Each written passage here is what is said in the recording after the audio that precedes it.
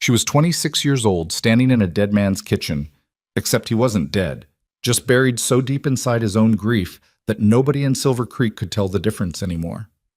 Every Tuesday for 3 years, Evelyn Mercer crossed that open field with something warm in her hands and nothing in her heart but stubbornness. The town thought she was wasting her life. Maybe she was. But the morning Grant Holloway laughed and told her he'd marry her if he were 20 years younger, she said something that knocked the air clean out of his chest, and neither of them would ever be the same again. If you've ever loved someone the world told you was wrong for you, stay until the end. Hit like, drop your city in the comments, and let me see how far this story travels. The apple tree at the edge of Grant Holloway's property had been dying for 2 years. Nobody had told it yet. Every autumn it still pushed out fruit, stubborn, knobby things that hung from half-dead branches like they were too proud to fall. The bark had split in places. One major limb had come down in a windstorm the previous spring and left a pale scar across the trunk that hadn't healed right.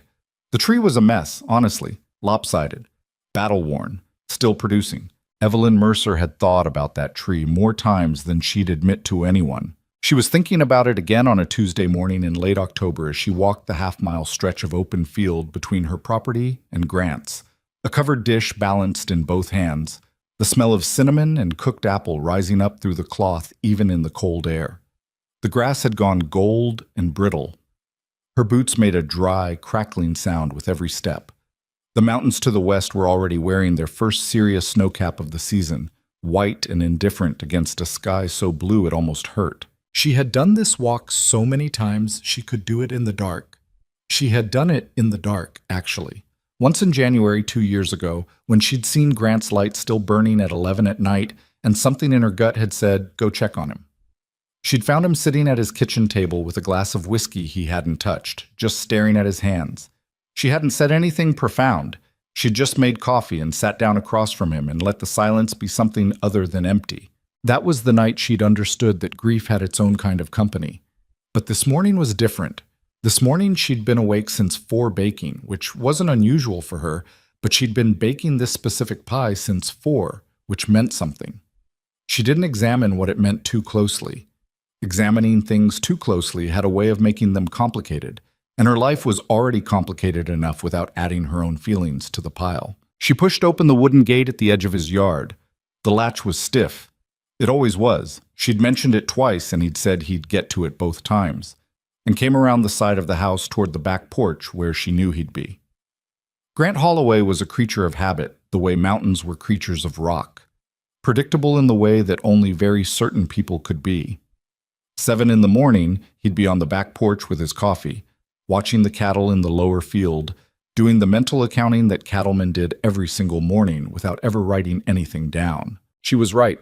He was standing at the porch railing, both hands wrapped around a mug that had probably gone cold an hour ago, wearing the same brown canvas jacket he'd worn every fall morning for as long as she'd known him. His hair had gone fully silver in the last year. The last threads of dark had given up sometime around his 56th birthday in the spring.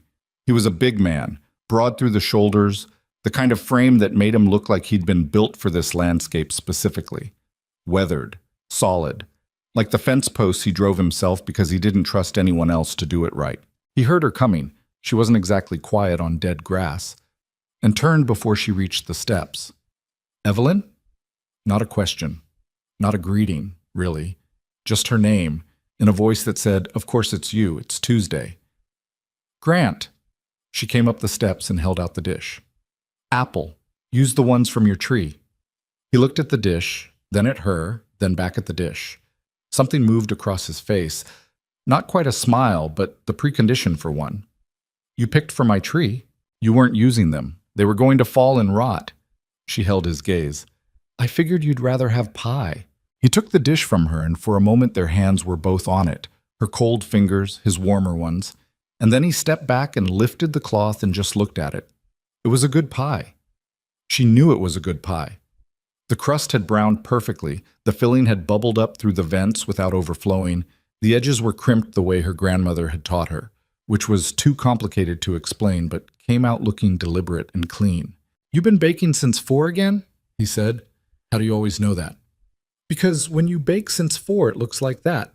He nodded at the pie. When you start at a normal hour, it looks like a pie. When you start at 4, it looks like something. She didn't have an answer for that, which was unusual. She generally had answers. He set the pie down on the wooden table he kept on the porch, a battered thing he'd made himself, uneven legs shimmed up with a folded piece of cardboard that had been there so long it was basically part of the structure now, and stood there looking at it. Then, unexpectedly, he laughed. Not a polite laugh, a real one. It caught her off guard because Grant Holloway didn't laugh easily or often. When he did, it was like watching a boulder move. You registered it because it wasn't supposed to happen. "What?" she said. "Nothing, just—" He shook his head. 3 years of Tuesdays, 3 years of you walking across that field carrying something. He looked at her sideways. "You're something else, Evelyn Mercer." She crossed her arms over her chest. It was cold, and she'd left her heavier jacket at home by accident, which she wasn't going to admit. "I'm practical. You live alone and you don't eat right. You're not my mother. I'm aware. You're not my wife either. Also aware." He picked up his coffee mug, looked into it, set it back down on the railing. He was quiet for a moment, looking out at the field. 2 of his Red Angus had come up near the fence line, breath pluming white in the cold air. Then he said quietly, almost to himself, "If I were 20 years younger, I'd marry you myself." He meant it as a joke. She could tell by the way he said it, the same flat, dry delivery he used for everything, the way the words had that barely there upturn at the end. He was 56 years old, and he was joking about the impossible in the way that people who've decided something is impossible sometimes let themselves think about it sideways. Evelyn uncrossed her arms. She looked at the side of his face, the jaw that had gone a little heavier with the years, the deep lines at the corners of his eyes, the gray at his temple catching the morning light. She said, 20 years wouldn't be enough. Then she turned and walked down the porch steps and across the yard and back through the gate. The stiff one, the one he kept saying he'd fix, and out into the cold open field.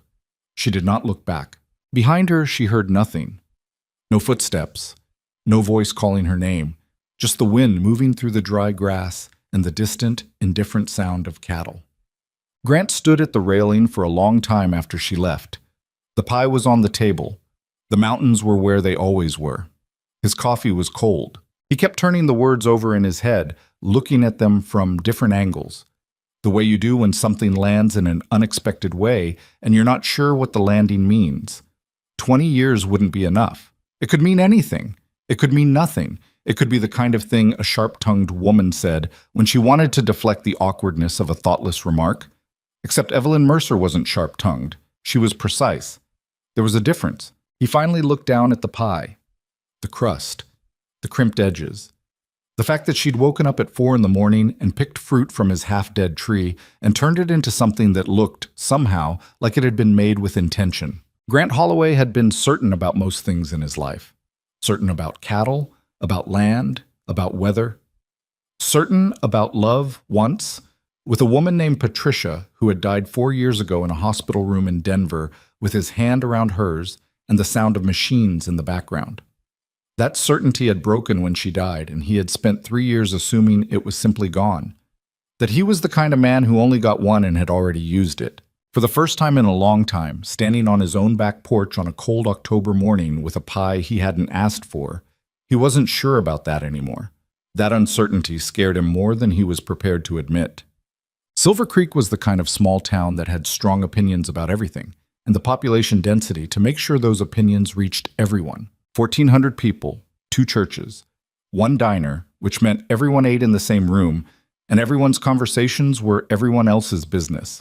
A feed store, a post office, a bank, a hardware store, a general goods store that Logan Pierce had taken over from his father 3 years ago and expanded into something almost impressive for a town this size.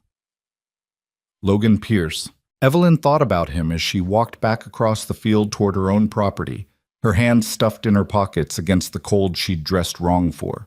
Logan was 29, which meant he was 3 years older than her, which was the kind of age gap that people in Silver Creek found entirely reasonable. He was handsome in the easy, uncomplicated way of a man who'd grown up knowing he was handsome. Good jaw, good teeth, the kind of light brown hair that photographed well in any light. His family had money, or what passed for money in a county like this. He was organized, reliable. He sat on the town council and showed up to community events and remembered people's birthdays. He had also been asking Evelyn in various indirect ways for the past 8 months whether she might want to have dinner with him sometime. She had in various indirect ways for the past 8 months been declining. Not because she had anything against Logan Pierce specifically. She didn't. He was a decent man. He just wasn't. She struggled sometimes to articulate this, even inside her own head. He wasn't somebody she could imagine building a life with. There was nothing wrong with him. That was almost the problem. He was so entirely fine that spending a whole evening talking to him made her tired in a way she couldn't explain without sounding irrational. Her own property came into view as she crested the small rise in the middle of the field. 20 acres, which wasn't much compared to Grant's 240, but it was hers. She'd inherited it from her father 3 years ago when he died. The same year Patricia Holloway had died.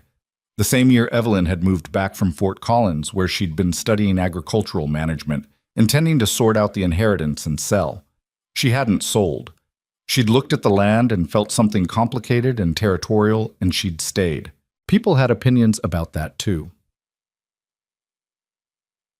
The town's opinion formation process about Evelyn Mercer and Grant Holloway happened gradually and then all at once, the way most things in small towns do. It started with Marta Hensley, who ran the post office and had eyes like a bird of prey and a memory for other people's business that was frankly extraordinary. Marta had seen Evelyn's Tuesday walks for 2 years without comment, because in the early days, everyone agreed they were the decent thing. A young woman checking on a neighbor who'd lost his wife. Charitable, appropriate. Marta had even mentioned it to people as an example of how young people weren't all bad. But 2 years had become 3, and at some point even Marta had started doing math. "She's over there every Tuesday," Marta said to Ruth Calloway at the diner counter one morning in early November, about 2 weeks after the pie and the conversation on the porch. Just the two of them, out there on that property. Ruth Calloway had been Evelyn's mother's best friend and still felt a proprietary concern for Evelyn that she expressed mostly as worry. "She's a good neighbor," Ruth said, though her voice had the slight upward tilt of someone waiting to be convinced of something they weren't sure about. "She's 26, Marta said. "He's 56. Ruth wrapped her hands around her coffee cup. "That's a lot of years." 30 of them, Marta said, with the particular satisfaction of someone who's done the arithmetic in advance. The number landed on the counter between them and sat there. Evelyn didn't know about the conversation at the diner. She wasn't there for it, but she had her own version of it a few days later when her friend Clara Briggs cornered her at the hardware store while she was trying to buy fence staples. Clara was 28, married to the man who ran the gas station, and had an honesty that Evelyn mostly appreciated and occasionally found exhausting. "People are talking," Clara said. "People always talk." Evelyn counted staples into a bag. "It's the primary activity in this town. About you and Grant Holloway." Evelyn counted 2 more staples and then stopped and looked at Clara. "What about us?" "You're over there every Tuesday." "He lives alone. He doesn't eat right." "Evelyn." Clara's voice shifted into the register of genuine concern. "He's 30 years older than you. I'm aware of the subtraction. People think—" "I don't really care what people think, Clara. I know you don't, which is part of the problem." Clara lowered her voice even though they were alone in the aisle. "Logan Pierce is a good man. He has his own business. He's been asking about you for months. Your mother would have—" "My mother's not here." The words came out quieter than Evelyn intended, which made them land harder. She saw Clara flinch slightly. "I'm sorry. I know you mean well. But my mother isn't here and my life is my own and I'm buying fence staples." Clara looked at her for a moment. Then she said carefully, "Do you have feelings for him? For Grant?" Evelyn put the bag of staples in her basket. "That's not a question I'm going to answer in the hardware store," she said, and went to find the rest of what she needed. The answer, if she'd been willing to give it, was complicated. She'd been trying to be honest with herself about it since that morning on the porch, which meant she'd been mostly avoiding it, because honest self-examination and baking at 4 a.m. were the 2 things she defaulted to when she didn't want to think about something. She'd been doing a lot of both. The truth was this: she had been aware of Grant Holloway since she was about 19 years old, which was the summer her father had brought her along to a cattle negotiation with the Holloways. and she'd sat in a metal folding chair in Grant's barn for 3 hours watching him conduct business. He'd been 50 at the time, which she'd known with the abstract part of her brain, but what she'd registered was that he was the most competent human being she'd ever seen in a single room. He knew everything. Not in the showing-off way of someone performing knowledge, but in the quiet, foundational way of someone who'd earned their understanding over decades of paying attention. He'd been patient and firm, and occasionally funny in a way that snuck up on you, and he'd treated her like she had a brain worth directing conversation toward, which at 19, for a girl in a room full of old cattlemen, was not nothing. She'd thought about him intermittently for the next 7 years, in the way you think about a person who made an impression without quite intending to. Then she'd come back to Silver Creek, and he'd been a widower, and she'd started the Tuesday visits, and what she'd discovered over 3 years of Tuesday visits was that Grant Holloway was more than she'd understood from one afternoon in a barn. He was difficult, not in the mean way, but in the way of someone who'd made himself self-sufficient because he'd had to, and now didn't always know how to let other people in. He was proud without being arrogant. He was sometimes wrong and slow to admit it, and then very thorough about it when he did. He had a dry sense of humor that only emerged when he trusted you, which meant it had taken about 8 months before he'd said anything genuinely funny to her, and she'd been so surprised she'd almost spilled her coffee. She loved him. She'd known it with quiet certainty for probably a year, and she'd been doing nothing about it because the situation was, she wasn't blind to this, objectively unusual, and because she had no particular interest in publicly failing at something that mattered to her. But then he'd said 20 years younger, and she'd said what she'd said, and now it was out there somewhere, hanging in the air between their properties, and she didn't know what was going to happen next. 10. Grant didn't know what was going to happen next either. What he knew was that he couldn't stop thinking about it, which was its own kind of problem because Grant Holloway was not, by nature, a man who couldn't stop thinking about things. He'd always been able to put things in their proper categories and leave them there. It was how he functioned. It was how he'd gotten through Patricia's illness, and then her death, and then 3 years of living in a house that still had her handwriting on the grocery list pinned to the refrigerator. He'd finally taken the grocery list down 2 months ago. That had taken him 3 years.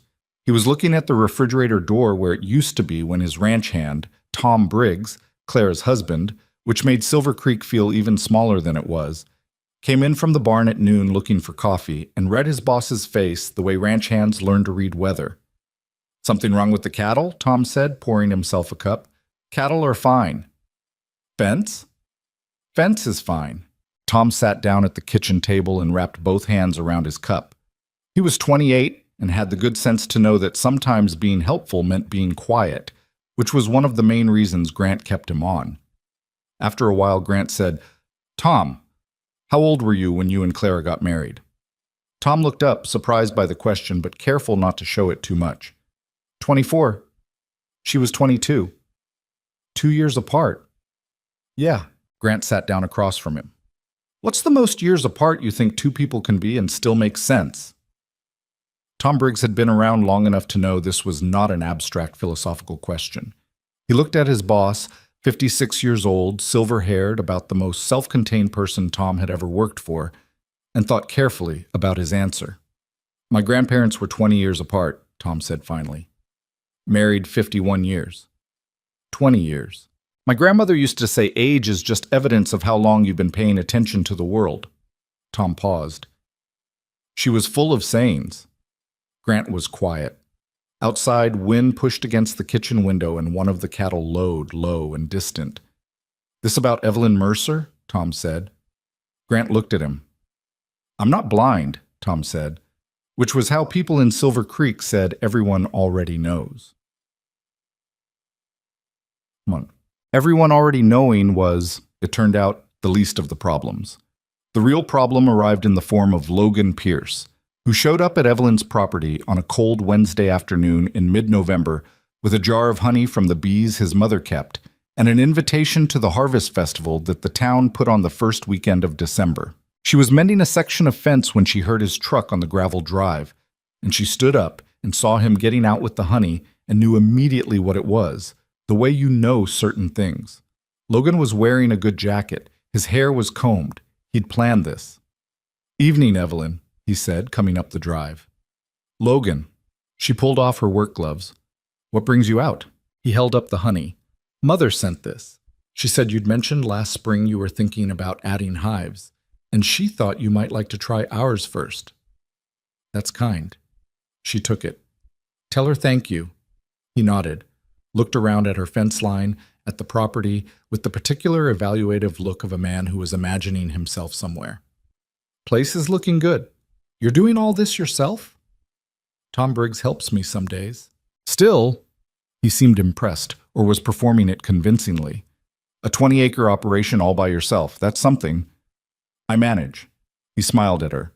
The good teeth smile, the one that photographed well. Harvest festival's in 3 weeks. I thought maybe you'd let me take you. There it was. Evelyn looked at the jar of honey in her hand. Real honey, dark amber, probably good. Logan's mother was a good woman. Logan was a good man. 3 weeks was enough time to say yes and have something simple and appropriate happen, which was what her life looked like from the outside and maybe what it should be. Logan, she said, I know you've been busy, he said quickly, which told her he'd anticipated a no and had a pre-planned acknowledgement ready. I'm not asking for anything serious, just a dance or two, some food, company. He looked at her directly. You deserve to have some fun, Evelyn. You work too hard. She considered that. He wasn't wrong that she worked too hard. He wasn't wrong about a lot of things. Give me a few days, she said. I'll let you know. He nodded, careful not to push. He said goodbye and got back in his truck, and she watched him go and then stood there with the honey in her hand looking at the mountains. 3 days later, she heard from Clara, who heard from Marta at the post office, who heard from the man who delivered to the general store, that Logan Pierce had already told 2 people he was going to the Harvest Festival with Evelyn Mercer. She hadn't said yes. She hadn't said no yet either, which, apparently, in Silver Creek, amounted to the same thing. The Tuesday after that, she crossed the field with bread. Not pie. Bread, which she told herself was practical and didn't mean anything. Grant was not on the back porch. She found him in the barn, reshoeing one of the horses himself instead of waiting for the farrier, which meant either the farrier had canceled or Grant was in the mood to make work for himself, which happened when something was sitting on him. She came into the barn and the horse nickered at her, and Grant didn't look up from the hoof he was bent over. Left it on the porch table, she said. What is it this time? Bread? A pause in his work. Just bread? It's good bread. I don't doubt it. He set the hoof down and straightened and rolled his neck. He was wearing a heavy flannel over a thermal, and his hands were black with work, and he looked, she thought, like every year of his age and also exactly like himself, which were not in her mind contradictory things. Heard Logan Pierce is taking you to the Harvest Festival. You heard wrong. I haven't given him an answer. Grant looked at her. Ruth Calloway told the Hendersons you'd said yes. Ruth Calloway makes things up when the real story doesn't satisfy her. Evelyn crossed her arms. It was cold in the barn, but barn cold, which was different from outside cold. Better, somehow. I told him I'd think about it. That's not a no.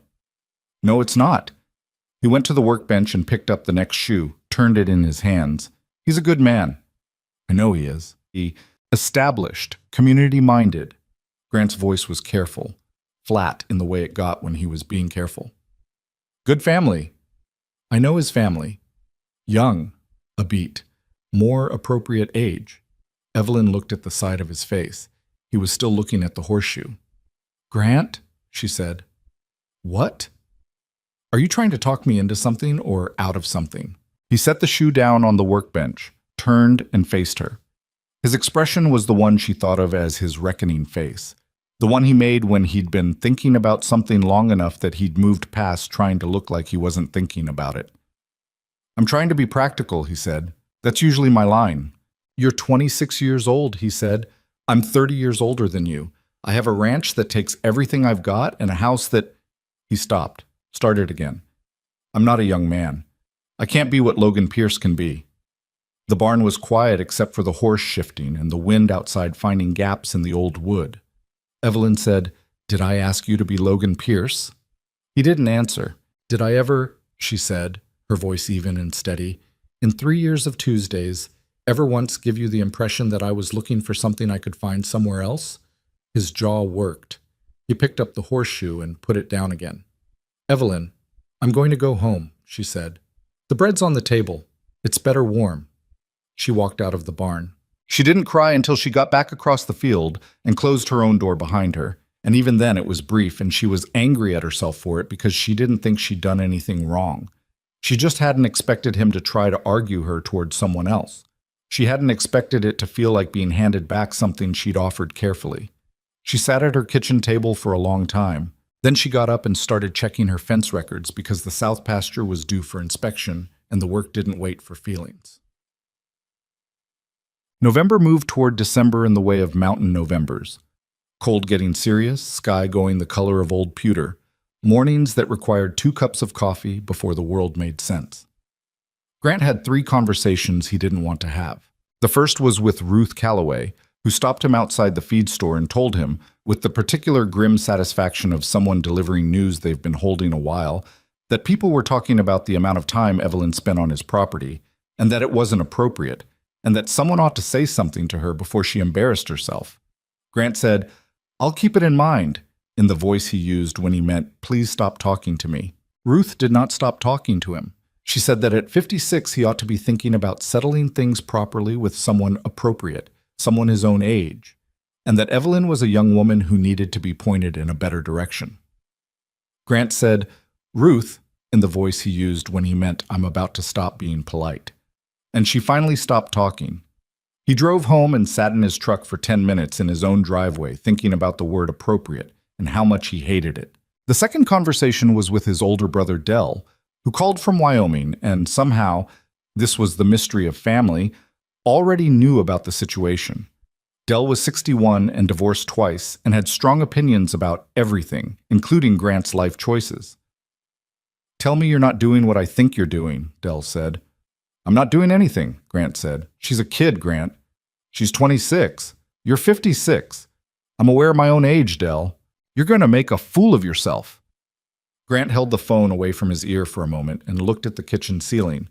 Then he brought it back and said, "Dell, when have I ever asked your opinion on anything important?"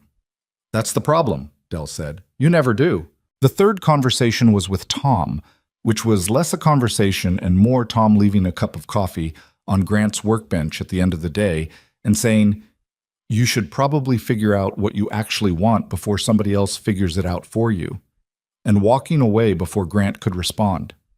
He stood in the barn alone with the coffee and thought about what he wanted. He knew what he wanted. That was the trouble.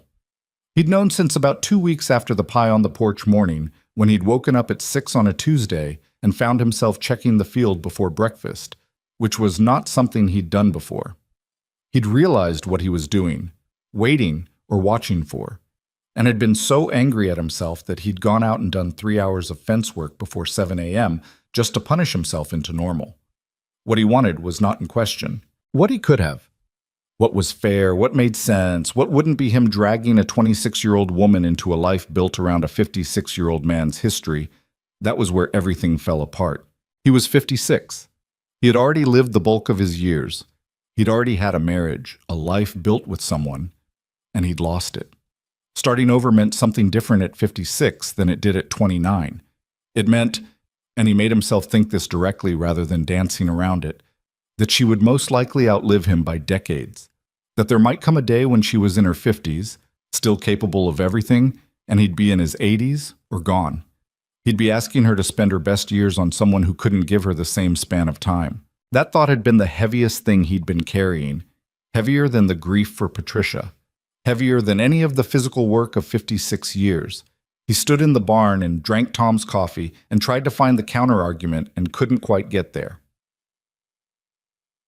The Harvest Festival in Silver Creek happened the first weekend of December and was, by community standards, a significant event. The Grain Exchange building on Main Street got decorated. Marta Hensley organized the food tables. The Hendersons brought their fiddles. People danced and ate and stood around talking in the way that people who live near each other but mostly see each other through truck windows use the festival to remember they were neighbors. Grant went because he always went. He'd been going since before he was married, and he'd gone every year since Patricia died because people noticed if you didn't, and he didn't want to be the subject of concern commentary. He was standing near the back of the building with a paper cup of cider he wasn't drinking when Evelyn walked in. She was with Clara Briggs, not with Logan Pierce, which registered before he could stop himself from registering it. She was wearing a dark green dress he'd never seen on her, and her hair was different than it was on workdays. Down, not braided. And she looked like someone who lived in the same body as the woman who repaired fences, but was a separate person entirely. He looked away before she could see him looking. Across the room, Logan Pierce had also seen her come in. Grant watched Logan excuse himself from a conversation and start moving across the crowded room toward Evelyn with the confident, unhurried direction of someone who believed the destination was already settled. Something tightened in Grant's chest that he recognized, after a moment, as fear. Not the fear of weather or cattle or the mechanical failures of necessary equipment, a different kind. The kind that only happened when something you couldn't afford to lose was in motion. He thought about the fence line between his property and hers. He thought about Tuesday mornings. He thought about a young woman sitting with him in his kitchen at 11 o'clock on a January night when he'd been at the bottom of himself, not saying anything, just being there. He thought about the word enough. 20 years wouldn't have been enough. Logan Pierce had reached Evelyn. Grant watched him lean in to say something, watched Evelyn turn slightly, her expression the carefully neutral one she used when she was being polite to someone she wasn't sure about. And Grant stood there at the back of the room with his cup of cider and did the thing he was best at. He did nothing. Thought. He left the festival at 9. He drove home in the dark. He fed the horses and checked the barn and went inside and sat at his kitchen table without turning on the main light, just the lamp above the stove, which put the kitchen in the kind of half-dark that was easier to think in. The refrigerator door had a mark on it where the grocery list had been. He could still see the outline of where it had been pinned. He sat there a long time. What he arrived at eventually was not a comfortable conclusion. It was more like the feeling of a tooth coming loose. Not painful exactly, but you kept finding it with your tongue, unable to leave it alone. The comfortable story was that he was protecting her by keeping his distance. Practical. Reasonable. Appropriate, as Ruth Calloway would say. But he'd been alone with that story for 2 months, and what he'd noticed was that it felt a lot less like protection and a lot more like a story he was telling himself so that he didn't have to be afraid of something that scared him. He was scared. That was the truth he'd been building fences around. He was 56 years old, and he had loved someone and watched her die. And the idea of beginning something that mattered, of letting something in that he could lose, was the most frightening prospect he'd encountered in 3 years of deliberately unfightening days. And Evelyn Mercer, without ever pushing or demanding or making it complicated, had somehow become the thing he was most afraid of losing. He sat in his dim kitchen and held that knowledge and turned it over. Outside, the wind had come up. The first real winter wind, cold and serious, the kind that came down from the mountains with something to say. Grant put his hands flat on the table. He thought about the apple tree. Half dead, lopsided, still producing, too proud to stop. He thought about what it meant to be that tree and still decide every year to push out fruit anyway. He did not make a decision that night. He wasn't that kind of man. He was the kind of man who made decisions slowly and then executed them absolutely, and the slow part was still happening. But something had shifted. He could feel it the way you feel a change in barometric pressure before the actual weather arrives. Not the storm yet, but the knowledge that the storm is coming and that this time you're not going to run inside. He finally stood up and turned off the lamp and went to bed. Tomorrow was not Tuesday. But the field was still there. And so was she. The morning after this harvest festival, Evelyn woke up angry. Not the hot, immediate kind of angry that burned itself out fast. The cold kind. The kind that had been sitting in her chest since the barn conversation 2 weeks ago and had spent the festival solidifying into something she couldn't ignore anymore. She'd watched Grant leave at 9 o'clock. She'd seen him go.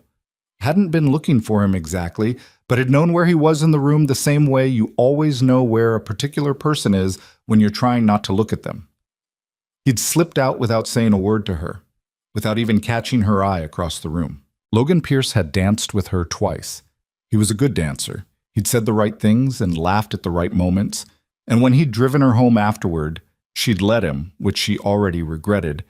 He'd walked her to her door and said, "I'd like to take you to dinner, Evelyn, not as neighbors, as something more than that." She'd said she needed time to think. He'd said, "Of course," in the patient, confident way of someone who believed waiting was just a formality.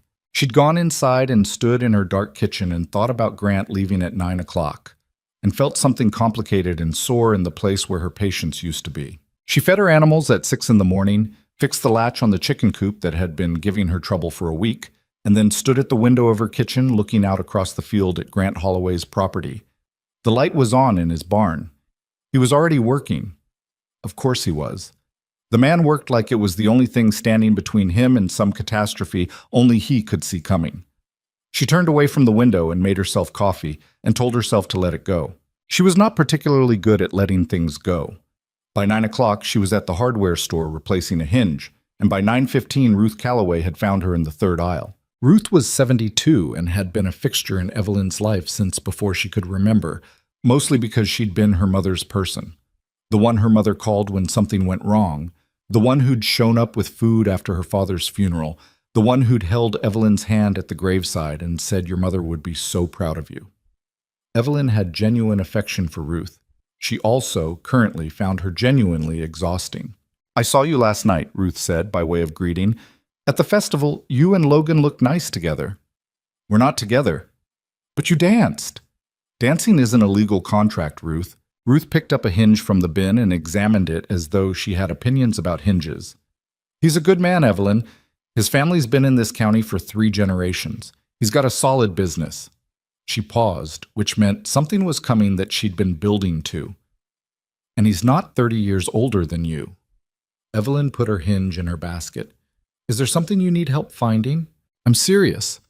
Ruth's voice shifted from the conversational to the concerned, and the concern was genuine enough that Evelyn stopped and looked at her.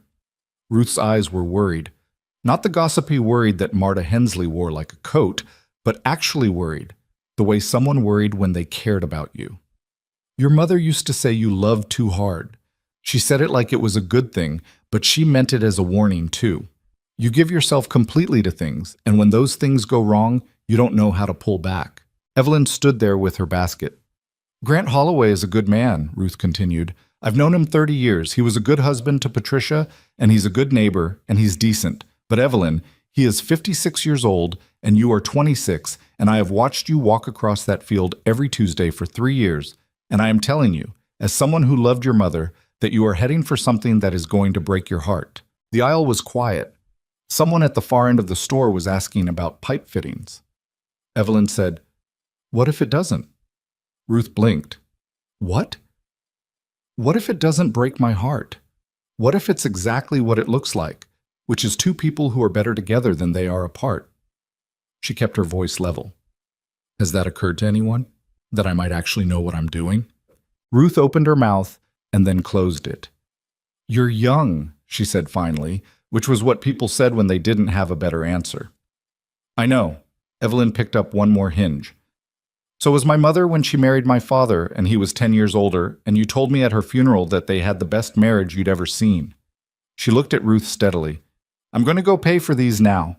She left Ruth standing in the aisle. She felt terrible about it for the rest of the morning, which was exactly the kind of outcome she'd been trying to avoid. The truth about Ruth's warning was that it wasn't wrong. That was what made it sit so heavy. Evelyn did love hard. She always had. Her father had called it her greatest strength and also the thing that was most likely to cause her trouble, sometimes in the same sentence. She'd thrown herself completely into the ranch when he died, into the land, into the work, in the same way she'd thrown herself into caring about Grant's well-being without ever being asked. The difference was that the ranch couldn't leave. The ranch couldn't decide she was too complicated or too much, or that 30 years was too large a gap. The ranch just needed tending and gave back what you put in. Grant Holloway was not a ranch. He was a 56-year-old man who had spent the last 3 years building very high walls and calling them practicality.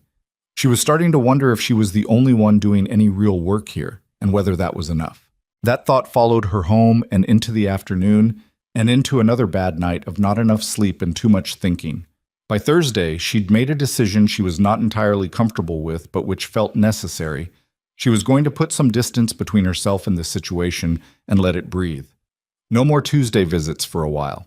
Not out of anger, but because she'd been tending something for 3 years that maybe didn't want to be tended, and she needed to figure out whether she was holding on out of genuine feeling or out of the stubborn refusal to walk away from things she'd invested in. She did not make it to Thursday evening with this resolution intact. What undid it was Tom Briggs, who showed up at her property Thursday afternoon to help her replace a section of fence he'd promised to help with before winter hit, and who said, casually, while they were working, "Grant asked about you." Evelyn kept her eyes on the fence post. "What do you mean?" "Yesterday morning, asked if I'd seen you lately. Tried to make it sound like small talk." Tom drove a staple with 2 efficient strikes. "Grant's real bad at small talk." "I know. He's been in a mood since the festival." Tom didn't look at her, just kept working. "Not a bad mood. More like, you know when a horse has decided something but hasn't moved yet? Yeah. Like that." They worked in silence for a while. The fence line ran east toward Grant's property. If you looked down the length of it, you could see where their land met. "Tom," Evelyn said, "do you think he's actually going to do anything, or is he just going to stand there deciding forever?" Tom drove another staple. Considered. "Honestly, I think he's trying to talk himself out of it and running out of arguments." He paused. "Which for Grant is basically the same as deciding." She absorbed that. "The festival," she said. "He left early." "I know. I asked him about it this morning." Tom straightened up and rolled his shoulder. "He said he didn't want to watch you dance with Logan Pierce." Evelyn's hands went still on the fence wire. "He said that?" "He didn't mean to. It came out, and then he looked like he wanted to take it back." Tom shrugged. "He didn't take it back, though. Just went quiet, which with Grant usually means he's already past the point of denying something." Evelyn started working again because she needed to do something with her hands. The staple went in crooked, and she had to pull it and start over. She thought, he didn't want to watch you dance with Logan Pierce. She thought about that for a long time. What she did not do, could not do, it turned out, was the distance she'd planned on. She couldn't make herself do it. Not because she was weak, but because pulling back felt like exactly the wrong response to new information, and Evelyn Mercer had never been good at doing the wrong thing just because it was easier. But she also couldn't just go over there and say what she felt. She'd said it once, at the fence on that October morning, 20 years wouldn't be enough. And he'd had 2 months to do something with it and hadn't. Her dignity had limits. So she waited. She kept to her side of the field. She went about her week. And then Logan Pierce came by on Saturday with a formal dinner invitation, handwritten, because he was that kind of man, and it named a specific restaurant in the next town over and a specific date. The following Friday. She stood in her doorway holding the invitation, and Logan stood on her porch looking at her with the expression of a man who had been patient long enough and knew it.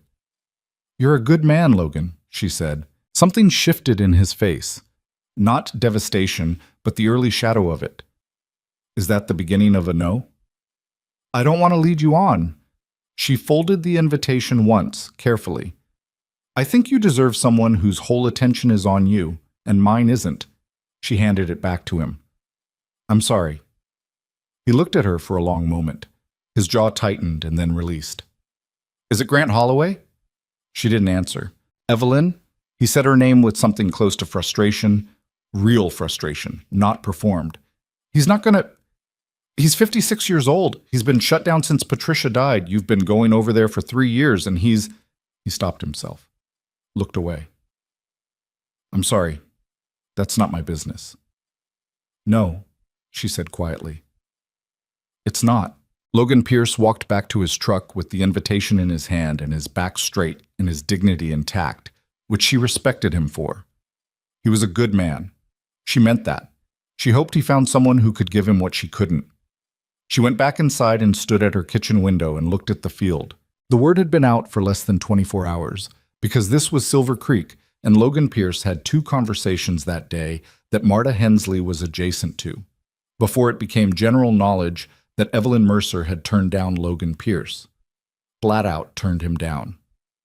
After the festival, after 2 dances, after he'd driven her home and written her an actual handwritten invitation, the response was, depending on who you asked, concern, confusion, or something edging toward disapproval.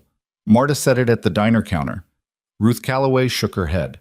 Dave Henderson, who ran the grain exchange and had opinions about things that were not his business, said to his wife at dinner that night that somebody needed to have a real conversation with that girl before she threw her life away on a man who was going to be old before she hit 40. His wife told him that it wasn't their business, and he said all things in a small community were everybody's business to some degree, which was the philosophy Silver Creek ran on and the reason nobody had any privacy.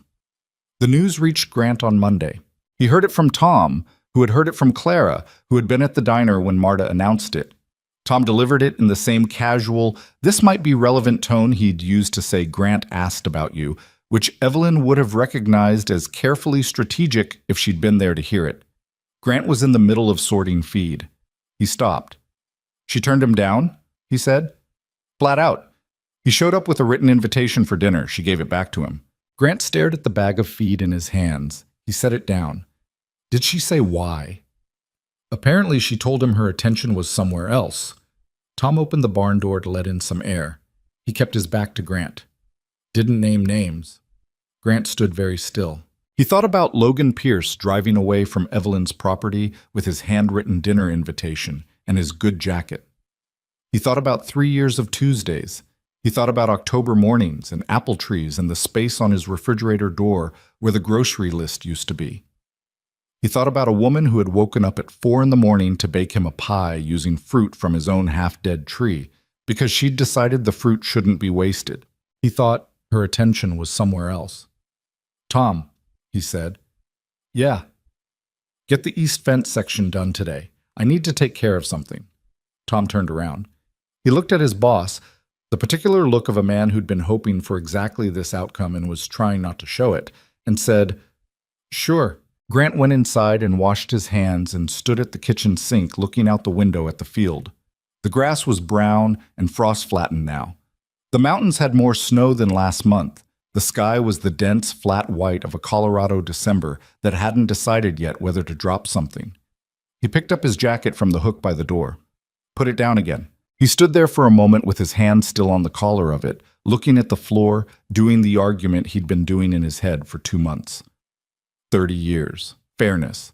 What he could and couldn't give. The life she'd still have after whatever life they could have together. He got to the end of the argument, found, again, that it came down to fear. Not logic, not practicality. Fear. He was afraid she'd be sorry. Afraid he'd give her something that seemed sufficient now and prove inadequate later. Afraid of wanting something this much and then losing it, because he knew what that felt like, and he would rather not know it again. But she had turned down a good man because her attention was somewhere else, and he was standing in his kitchen afraid to cross a field. He picked up the jacket. He put it on. He went out the back door and across the porch, and down the steps, and out into the brown, frost-flattened grass, walking in the direction of the fence line between their properties, toward a woman who had been walking toward him for 3 years and had apparently decided she was done waiting for him to walk back. The cold was serious. The sky pressed down, flat and white. His boots made the same dry, crackling sound on frozen grass that hers made on Tuesday mornings, and he realized he'd never thought about that before. What he sounded like crossing toward her, whether she'd ever stood at her window and heard him coming. He was almost to the fence line when he saw her. She was outside, not working, just standing near the fence on her side, arms crossed over her chest against the cold, looking in his direction. She'd seen him coming. She wasn't moving toward him or away. She was just watching him come, with the still, unreadable expression she used when she was waiting to see what something meant before she decided how to respond to it. He stopped at the fence between their properties. They looked at each other across it.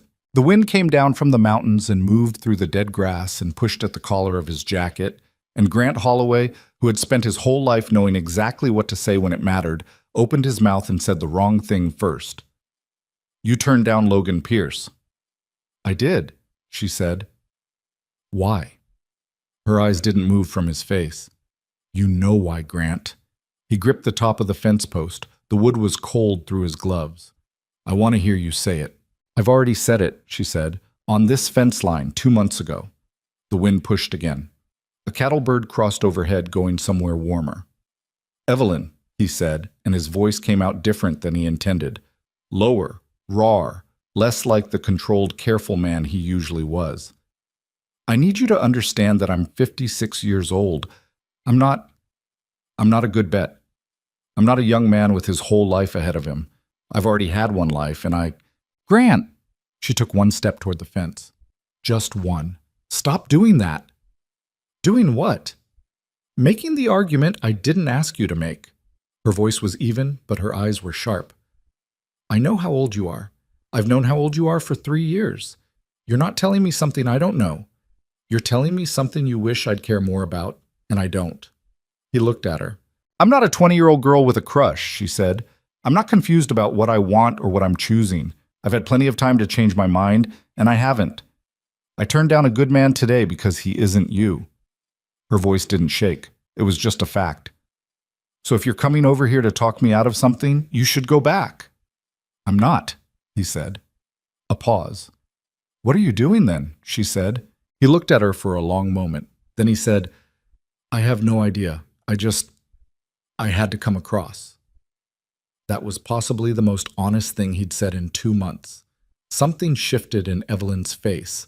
Not a smile exactly, more like the expression before a smile, the one where something inside you releases the position it's been holding. She leaned her arms on the top of the fence between them. Okay, she said. So now you're across. He nodded once. Now I'm across. The sky above them was white and cold and going nowhere. Neither were they. They stood on either side of the fence for a moment that stretched long enough to be uncomfortable, which was somehow right. Nothing about this had been comfortable. Comfort was for people who hadn't spent 2 months talking themselves out of something. Grant was the one who finally moved. He lifted the latch on the gate section, the stiff one, the one Evelyn had mentioned twice, and pushed it open and stepped through onto her side. It was a small thing. It was not a small thing. He'd come through that gate a handful of times in 3 years, always with a purpose, always with some practical reason attached. Fence to check, equipment to return, a borrowed tool brought back. This time he had no tool, no reason except the one he'd spent 2 months refusing. Evelyn hadn't moved. She was still standing with her arms folded across her chest, not defensive. She was cold. She'd come outside without her heavier coat. He could see it, just watching him with those steady, dark eyes that had always had the effect of making him feel like he was being read more accurately than he was comfortable with. He stopped about 3 feet from her. I owe you an apology, he said. She waited. In the barn, 2 weeks ago, when I told you Logan Pierce was a good man and appropriate and... He stopped. The words had been stupid when he said them, and they were worse to revisit. I was doing the thing where I argue for the safe option so I don't have to admit what I actually want. That wasn't fair to you. Evelyn looked at him for a long moment. No, she said. It wasn't. I know. You were trying to make the decision for me without asking me what I wanted. Yes. Like I was too young to be trusted with it. That one landed harder. He took it without deflecting. Yeah, that's what it amounted to. She exhaled slowly. The cold air made it visible, her breath going pale in front of her.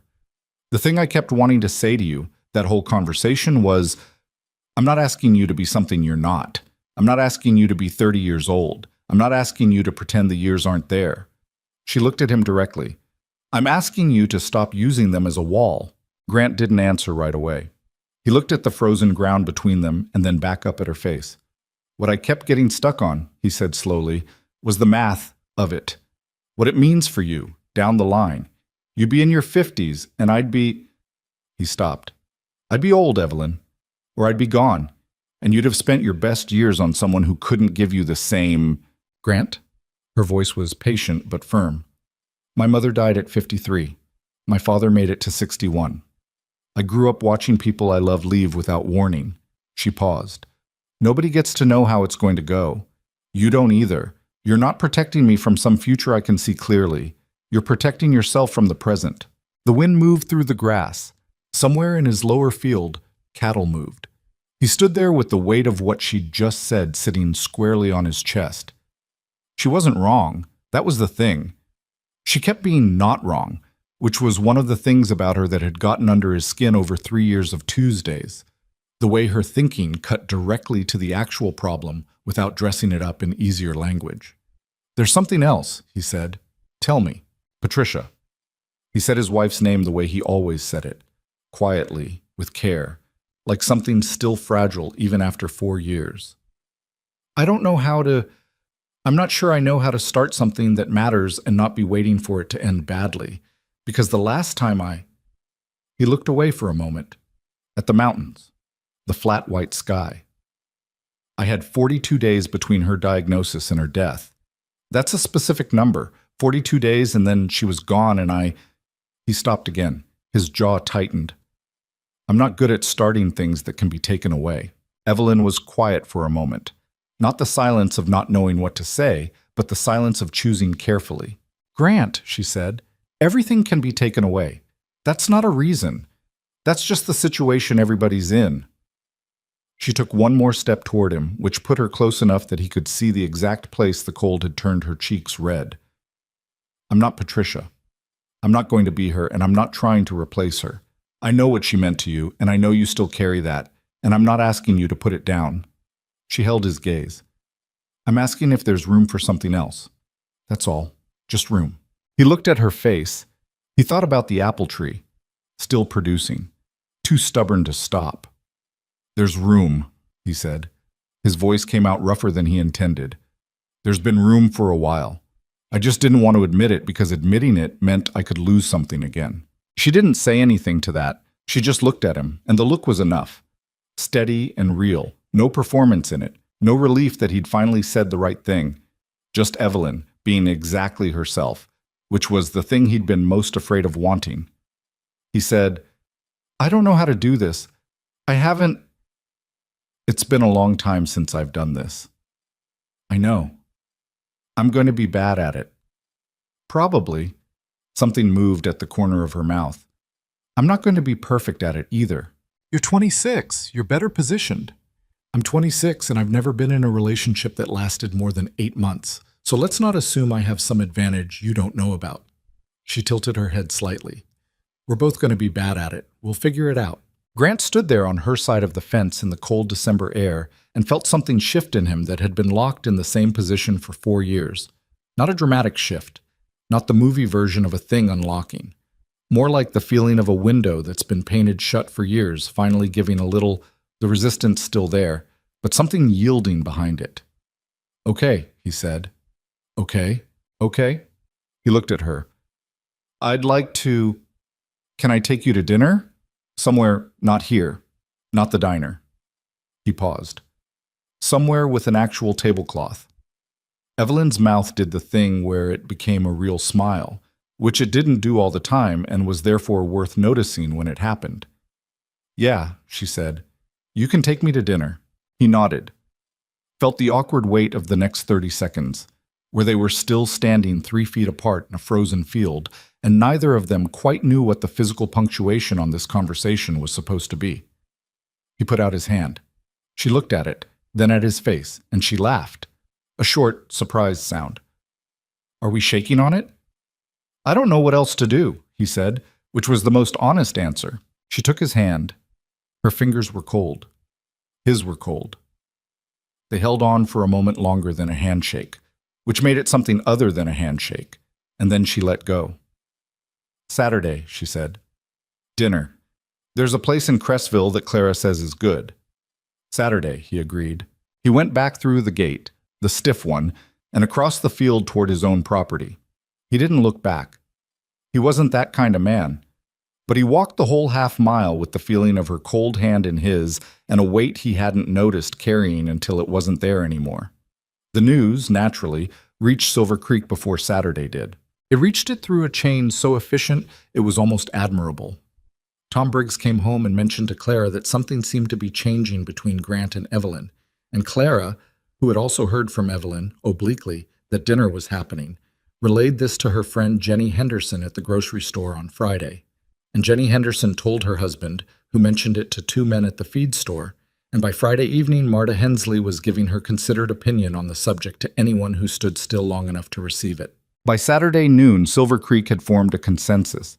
The consensus was, broadly, that this was a mistake. Not malicious opinion, mostly not. People genuinely believed they were concerned for Evelyn's welfare, that they were seeing something she couldn't see from the inside of it. 30 years was a lot of years. Grant was settled, set in his ways, too old to change the things that would need changing. Evelyn was young and capable, and she deserved someone who could grow with her. Ruth Calloway did not endorse this consensus out loud, but she didn't argue against it either, which in practice amounted to the same thing. Logan Pierce, to his credit, said nothing about it to anyone. He went about his business with his jaw set and his dignity intact and told Dave Henderson, when asked, that Evelyn Mercer was an adult woman who could make her own choices, and said it with enough finality that Dave Henderson didn't push.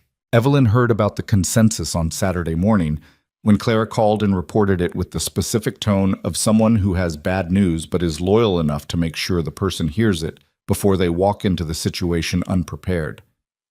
"People are saying things," Clara said. "I know. Not nice things. Clara, this town has been saying things about me since I moved back and didn't sell my father's property. It's not new. This is more pointed." A pause. "Marta's saying he's taking advantage." Evelyn gripped her phone tighter. "That's offensive." "I know. I told her that. It's offensive to both of us. It implies I don't know my own mind, and it implies he's predatory, and neither of those things is true." "I know it's not true. I'm telling you what's being said so you're not blindsided." Clara's voice went gentler. "Are you sure about this, Ev? Not because of the town, say... Forget the town. For you. Are you actually sure?" Evelyn looked out her kitchen window at the field, at the gate on Grant's fence, the stiff one, which was exactly where it had always been. "I've been sure for longer than I've been comfortable admitting," she said. "So yes." "Okay," Clara said. "Then go have dinner. I hope the food is good." It was. The restaurant in Cresville was a 40-minute drive through mountain roads in Grant's truck, and the drive itself was its own specific kind of test. 40 minutes of two people who were accustomed to seeing each other in work clothes and practical context trying to be something different without performing it badly. Grant had worn a decent jacket. He'd shaved. She'd noticed both things and said nothing about them, which was the right call. They talked about cattle prices for the first 15 minutes, which was both ridiculous and completely natural, and then the conversation shifted into easier territory without either of them forcing it. His brother Dell, her time in Fort Collins, the agricultural management degree she'd never quite used in the way she'd intended and had ended up applying to her own land sideways. He told her something she hadn't known, that he'd almost sold the Holloway property the year before Patricia died, when a developer had made an offer. He'd decided against it and never told Patricia because he knew she'd have worried about the money. "Do you regret not selling?" Evelyn asked. He thought about it honestly. "Sometimes. When the equipment breaks and I'm looking at repair costs that don't make sense against the margin. But then I walk the south field at 6 in the morning and I can see the whole range laid out and I think..." He shook his head. "No, I don't regret it." "Some things aren't about the math," she said. He looked at her across the restaurant table with its actual tablecloth, and she was looking back at him, and the thing that passed between them in that moment was too quiet to be called anything dramatic. Just recognition, the kind that happened when two people who'd been talking around something for years finally stopped and said the plain thing. "No," he said, "some things aren't." They drove back through mountain roads in the dark. She fell asleep for the last 20 minutes with her head against the truck window, which was not a polished or romantic thing to do on what was essentially a first date, but which felt truer than anything polished would have. He drove carefully over the frost-edged curves and let her sleep. When he pulled up to her property and she woke and straightened and looked momentarily disoriented, he said, "You're home," quietly, and she nodded and gathered herself and got out. At her door, she turned. "Thank you for dinner," she said. "Thank you for coming." She stood there a moment. He was 3 porch steps below her, which made them almost level with each other, which was an accident of geometry but didn't feel like one. Then she leaned forward and kissed him once, quickly, on the jaw. Not his cheek, not his mouth. The jaw, which was its own kind of territory, and went inside before either of them had time to make it into anything. Grant stood on her porch steps in the dark for a few seconds. Then he drove home. He sat in his truck in his own driveway for a while after he turned the engine off, the way he'd sat in it the night after Ruth Calloway told him to be practical. Different feeling this time. Not heaviness. Something more like the feeling after a storm when the air had cleared and everything was sharp and cold and visible in a way it hadn't been before. Inside, the kitchen light was on, which meant he'd left it on when he left, which was unlike him. He went in and stood at the counter and drank a glass of water and looked at the refrigerator door where the grocery list used to be. He'd spent a year after Patricia died being angry at himself for small failures like that. Things he hadn't said. Evenings he'd worked instead of sitting with her. The grocery list he'd kept too long because taking it down felt like agreement. Grief did that. Made you audit everything. He'd learned slowly that the audit didn't end. You just got better at carrying it. What he thought about now, standing in his kitchen on a Saturday night in December, was that Evelyn Mercer was asleep on her side of the field with her cheeks still creased from the truck window, and that he had wasted exactly 2 months being afraid of something that was apparently just going to be true, whether he was afraid of it or not. He turned off the kitchen light. He went to bed. The next 3 weeks were not the montage version of two people falling into something easy. There was nothing easy about it. What there was effort. The specific, unglamorous effort of two people with established lives and established habits and 30 years of different experiences trying to find where those things could coexist. Grant was bad at talking about his feelings, which was not a revelation but was a recurring practical problem. He'd go quiet at the exact moments when something needed to be said, and Evelyn would have to either wait it out or ask directly, and asking directly made her feel like she was doing more than her share. And occasionally she said so, and those conversations were not comfortable. She was bad at asking for help. She'd been running her property alone for 3 years, and the muscle memory of self-sufficiency was deep. When her water heater failed in the second week of December and Grant offered to look at it, she spent 20 minutes insisting she could handle it before finally acknowledging that she couldn't, actually, and that the offer was genuine and not an implication that she was incapable. "I know you can handle it," he said, lying on his back on her utility room floor with a wrench. "I'm not doing it because you can't. I'm doing it because you shouldn't have to do everything alone." She stood in the doorway watching him work. "I'm not used to that." "I know." He turned to fitting. "I'm not used to offering. We're both adjusting." That was probably the most productive exchange they had in December, which was not a romantic thing to note about a developing relationship, but it was true, and truth was what they had in place of ease. What Silver Creek made of this emerging courtship was, predictably, complicated. The concern didn't disappear. If anything, it organized itself. People who'd been mildly skeptical became more vocal, and the specific shape of the criticism sharpened from this seems unwise into something closer to someone should intervene. It arrived formally on a Thursday afternoon in the second week of December in the form of Martin Hale, who was 70 years old and the longest-serving member of the town council and who had known Grant Holloway for 30 years. He showed up at Grant's property without calling first, which Martin Hale had never done in 30 years of knowing him, which told Grant immediately that this was not a casual visit. Martin was a big man gone stiff with age, the kind of man who'd been important his whole life, and carried it in his posture. He came to the back door, and Grant let him in and put on coffee, because that was the thing you did. And Martin sat at the kitchen table with his hat in his hands and said, without much preamble, "I've been asked to have a conversation with you." "By who?" "Several people. Folks who respect you." Martin turned his hat slowly by the brim. "Grant, what you do with your life is your own business. I want to say that first, but there are people in this community who are concerned about the girl." "She's 26, Grant said. "She's not a girl." "You know what I mean." "I know what you mean, and I think you should say it plainly if you're going to say it at all." Martin looked at him. "People think she's making a mistake. She's too young to see clearly. And they think, some of them, that you're old enough to see it for her, and you're not doing it." Grant poured 2 cups of coffee and set one in front of Martin and sat down across from him. "Martin," he said, "Evelyn Mercer has been making her own decisions on her own property for 3 years. She turned down Logan Pierce, who by every measure this town has is a better option for her. She did that herself, without anyone advising her to." He wrapped his hands around his cup. "She's the most clear-eyed person I know. She knows exactly what she's choosing. You're 56. I know how old I am. The future's going to look different than—" "The future looks different for everybody." Grant's voice stayed level. "I had a wife who got sick at 54 and was gone at 55. I don't know what the future looks like. Neither do you. Neither does Evelyn. We're all just working with what we've got." He looked at Martin directly. "I appreciate you coming. I know you mean it well, but I'm not going to end something that's good for both of us because it makes other people more comfortable. Martin was quiet for a moment. He drank his coffee. He turned his hat again. Patricia would have liked her, he said finally.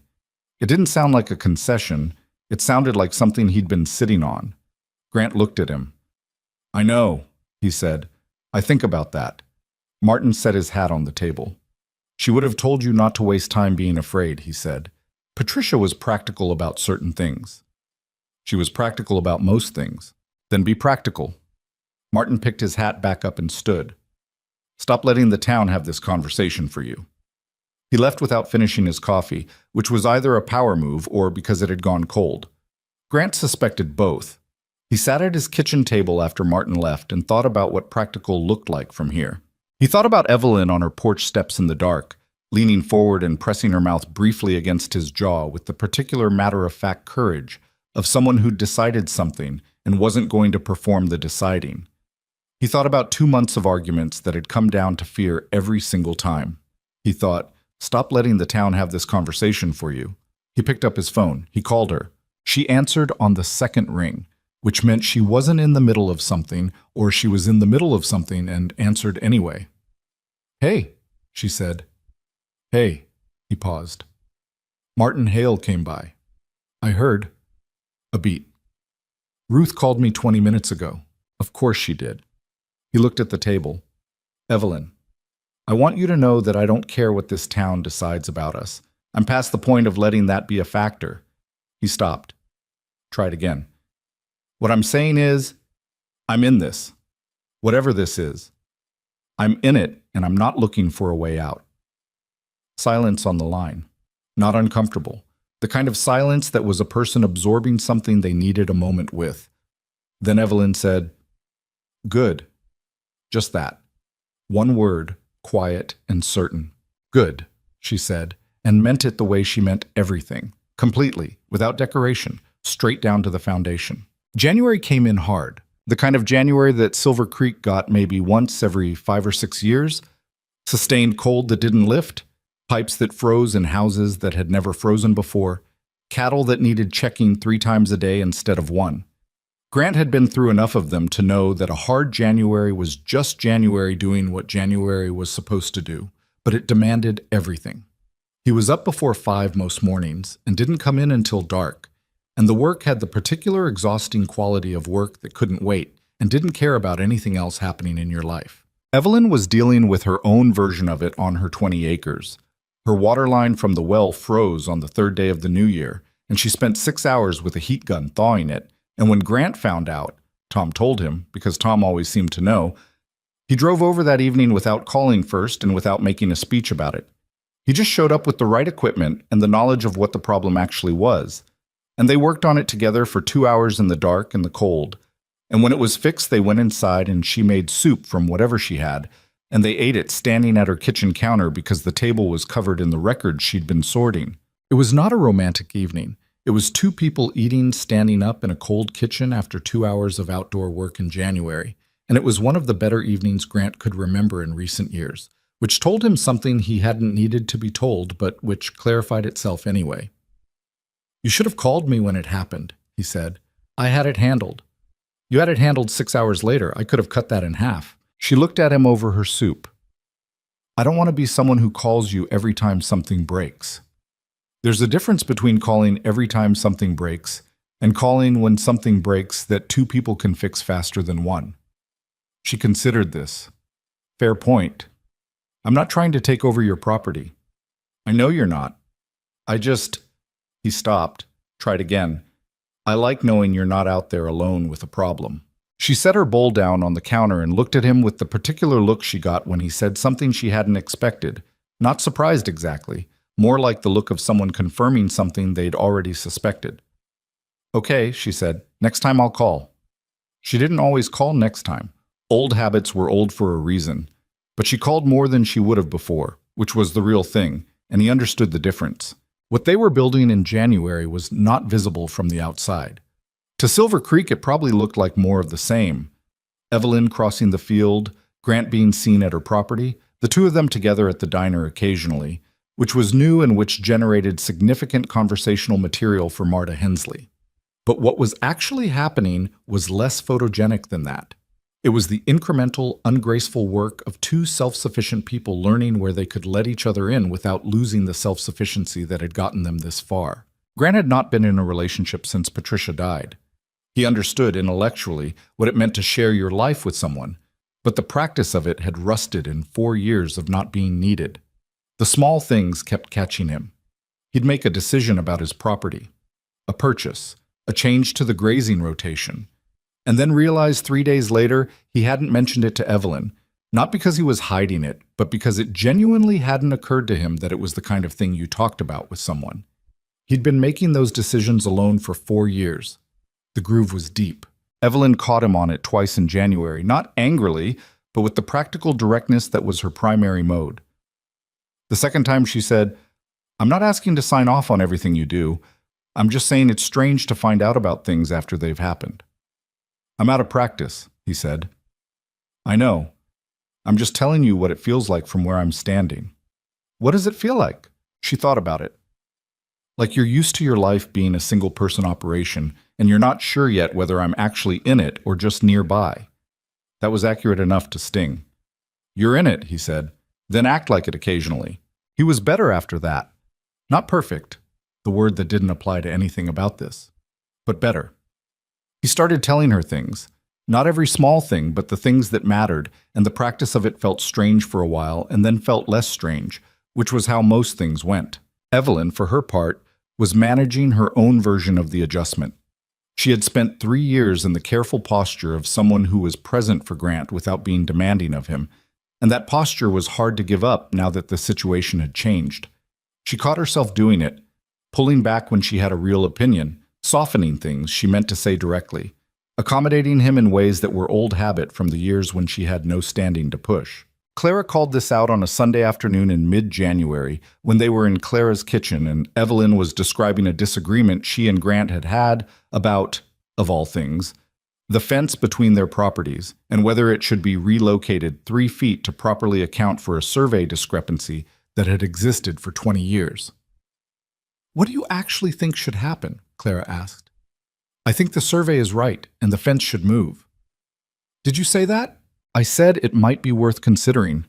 Clara stared at her. "Evelyn, that's not the same thing." "I know. You've been tiptoeing." "I'm not tiptoeing. You've been tiptoeing for 3 years. You're still doing it because you haven't figured out that the situation is different now."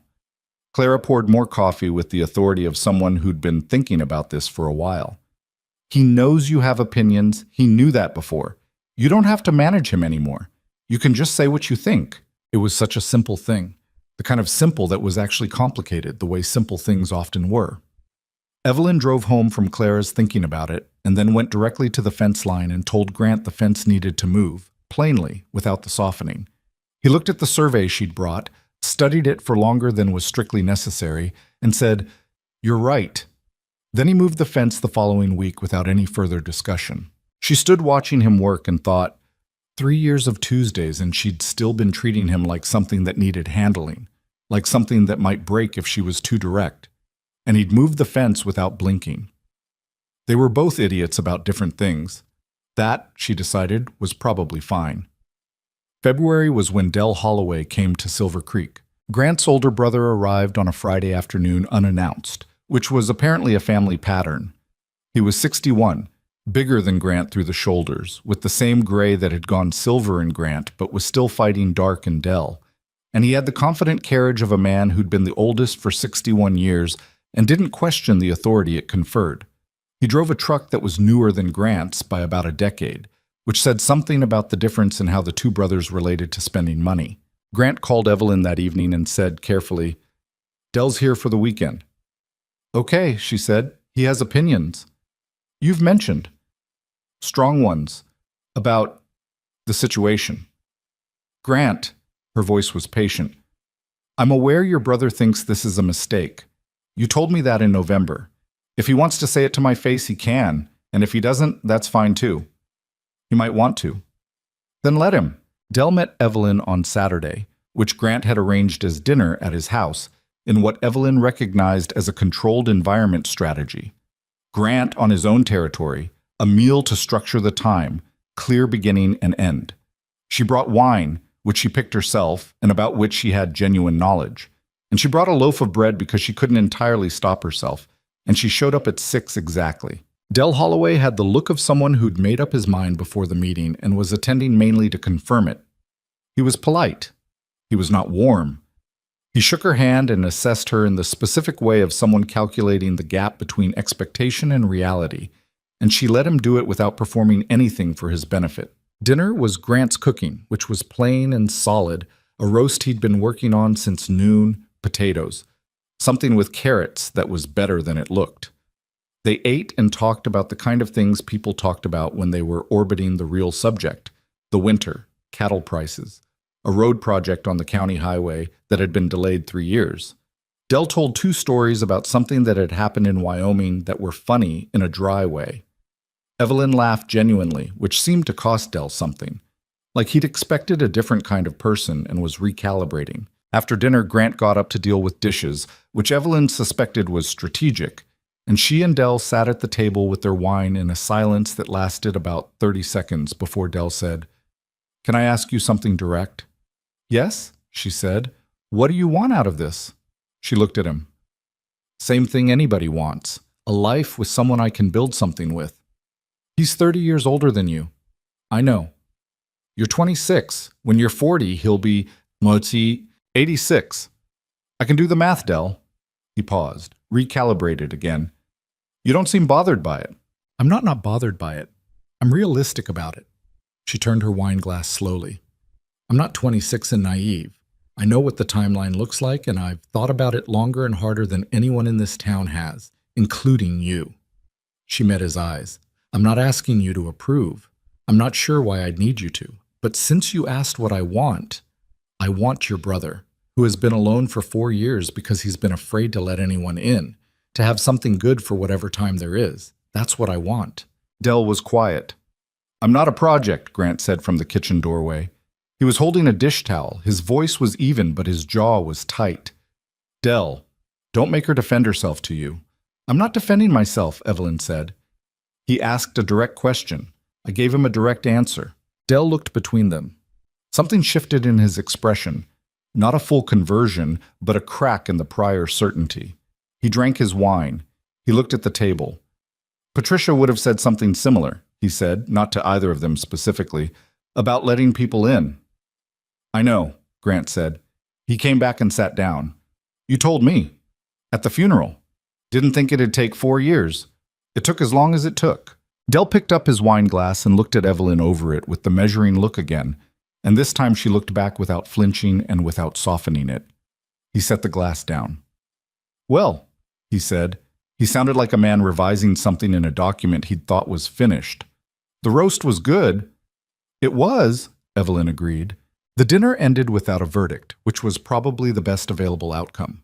Del left Sunday morning and said goodbye to Evelyn with a handshake that was slightly warmer than the first one, and said to Grant on the porch, quiet enough that Evelyn only half heard it from the yard, "She's direct."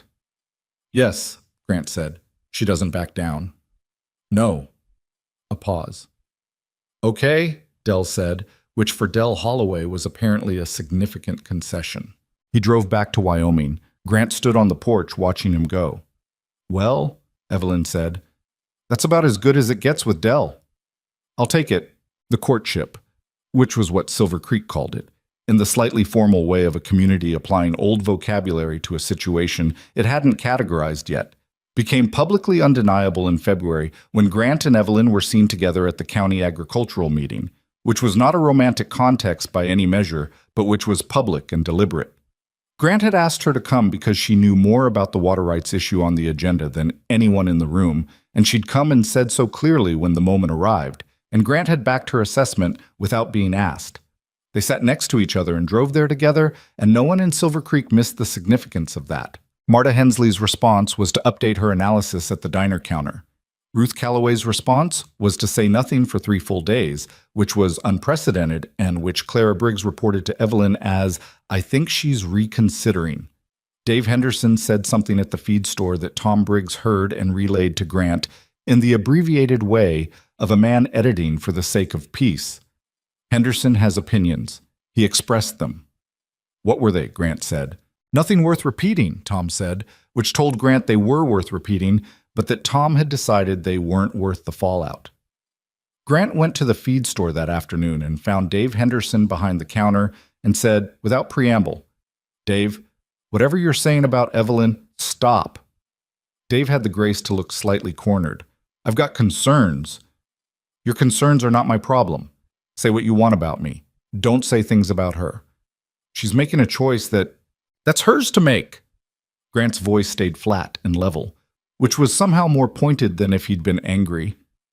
"She's got more sense than most people in this county, and she's doing fine. So are we. Leave it alone."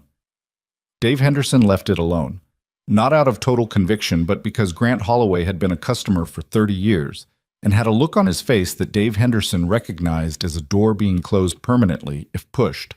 The thing that Silver Creek hadn't accounted for, the thing that gradually began to shift the community's narrative without anyone announcing the shift, was what Grant and Evelyn actually did with their properties through February and into March. Evelyn had an idea she'd been sitting on for 2 years, a rotation system for the grazing that would let the south pastures rest while the north recovered, combined with a modified feed supplementation through winter that would reduce costs and improve the cattle's condition going into spring.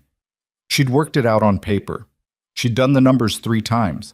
She hadn't implemented it because 20 acres was too small to prove the model, and she hadn't had access to a larger operation to try it on. Grant had 240 acres and a listening habit that she'd come to trust. She showed him the plan on a Thursday evening at his kitchen table with the papers spread out between them and her pencil marks in the margins and the numbers annotated in her particular precise handwriting. He read it the way he read everything, slowly, thoroughly, without filling the silence with his own voice. He asked 4 questions, 2 of which she had answers to immediately, and 2 of which required her to look at her notes. He sat back and thought about it. "The North Pasture problem," he said. "I've been fighting that for 3 years. This," he pointed at the rotation schedule, "this might actually address it." "I think so. The soil testing I did on my land suggests the same conditions, and the rest cycle seems to. I want to try it." He looked up at her. "On the full operation." She hadn't expected agreement that fast. "You don't want more time to look at it? I've been looking at the North Pasture problem for 3 years. If you'd had 200 acres when you came up with this, you'd have tried it already." "That's true. So let's try it." They implemented the rotation through March. It required adjustment in the first 3 weeks. The cattle didn't move the way the model predicted, and the timing needed refinement. They worked on it together in the specific, unglamorous way of 2 people troubleshooting something that matters, making notes, comparing observations, disagreeing about 2 specific adjustments, and working through it without either of them winning exactly, and both of them finding something better in the middle. Tom Briggs watched all of this with the quiet satisfaction of a man who'd been hoping for exactly this outcome since November and had never once said so. By the end of March, the North Pasture was showing early improvement, and the cost numbers were tracking the way the model said they would. Grant mentioned it to Dave Henderson when he came in for supplies, matter-of-factly, without attaching any significance to where the idea had come from. Dave Henderson nodded and said it sounded smart. Word moved through Silver Creek in the way that practical success moved through agricultural communities. Quietly, without ceremony, people updating their assessments based on evidence rather than announcement. Nobody said, "We were wrong about her." But the conversation at the diner counter changed its subject. March also brought Ruth Calloway to Evelyn's door on a Tuesday morning. The irony of the day was not lost on Evelyn, with a jar of preserves she'd made and an expression that was difficult to read. Evelyn let her in and put the kettle on, and they sat at the kitchen table the way they'd sat at kitchen tables for Evelyn's entire life, and Ruth looked at the table for a moment before she spoke. "I owe you an apology," Ruth said. Evelyn looked at her. "I was worried about you, and I expressed it in a way that wasn't. I implied you didn't know your own mind. That was wrong." Ruth's hands were folded on the table. They were older hands, familiar to Evelyn from childhood, the knuckles more pronounced now than they used to be. "You've always known your own mind, even when you were small. Your mother used to say that was the thing she was most proud of and most terrified of at the same time." "She said that to you?" Evelyn's voice came out slightly uneven. "Many times." Ruth looked up. "She would have said the same thing I said, probably. Would have worried, would have had her concerns. But she also would have listened to you and believed you when you told her you were sure." A pause. I should have done that sooner. Evelyn reached across the table and put her hand over Ruth's. Thank you, she said. It was enough. Ruth stayed for 2 cups of tea and did not say anything further about Grant, which was itself a kind of permission. When she left, she hugged Evelyn at the door. The real kind, not the polite kind. And Evelyn stood in her doorway and watched her go and felt something in her chest relax that had been held tense since November.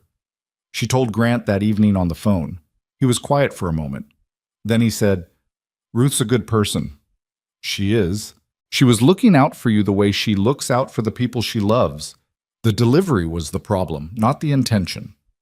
I know. Evelyn leaned against her kitchen counter. Is that growth? Are you developing a nuanced understanding of interpersonal conflict? There was a pause. Don't push it, he said, and she laughed, and the laugh was real and easy in a way that things between them had gradually and imperfectly become. The question of what they were, formally, officially, in the language that communities use to categorize relationships, had been sitting in the background since December without being addressed directly. This was partly Grant being Grant, which meant moving at the speed of a man who'd made decisions slowly his entire life and wasn't going to change that now. And it was partly Evelyn, who had her own complex relationship with pushing for things, and had decided, back in October on the porch, that she would not push for this particular thing. But it was April now, and the land was waking up, and the rotation had made it through its first real test, and Ruth had come with preserves and apology. And something in the whole picture had shifted from uncertain to settled in a way that Grant felt clearly even if he hadn't said it yet. He said it on an evening in the second week of April. They were at his kitchen table. Her papers and his records had developed a habit of existing in the same space, which was its own kind of domestic fact. And he'd been quiet for a while in the particular way that Evelyn had learned to recognize as thinking about something important, rather than thinking about cattle. She waited. He said, I want to ask you something, and I need you to not answer right away. She set her pencil down. Okay? He looked at the table, looked at her. I'd like to marry you. The kitchen was quiet. The refrigerator hummed. Outside, an early spring wind moved through the field that was already starting to show green at the edges. She looked at him, and he looked back at her with the expression she thought of as his reckoning face, the one past pretending. That's not a question, she said. I know, I'm getting there. He exhaled. Will you marry me, Evelyn? Still not exactly a question. The inflection was flat with the effort of saying it out loud after everything that had led here. She didn't answer right away, the way he'd asked. She sat with it for a moment that was probably 10 seconds but felt longer. Not because she wasn't sure, but because she wanted to be present in it. This moment, this kitchen, this man across the table who had spent 4 years building walls and 2 months building arguments and then crossed a field. Yes, she said. He nodded. Once. The way he nodded when something had been decided. Then he reached across the table and put his hand over hers, and she turned her hand over and held on, and they stayed like that for a while without saying anything else, which was appropriate because there wasn't anything else that needed to be said. Later, she would tell Clara on the phone, and Clara would make a sound that was equal parts relief and delight and say finally 3 times. Later, Grant would call Dell, who would say good in the flat Wyoming voice that meant something more than good. Later, Marta Hensley would know by morning, because Marta always knew by morning. But right now, there was just the kitchen and the table and 2 people with a lot of history and an imperfect present and whatever was coming, which neither of them could predict, and which they'd apparently decided to meet anyway. The announcement went through Silver Creek the way announcements did. Fast and total. Every corner of the 1,400-person organism registering the news within 24 hours. The responses were, by this point, exactly what you'd expect from a community that had gone through 5 months of strong opinions on the subject. Mixed, vocal, and gradual in their adjustment.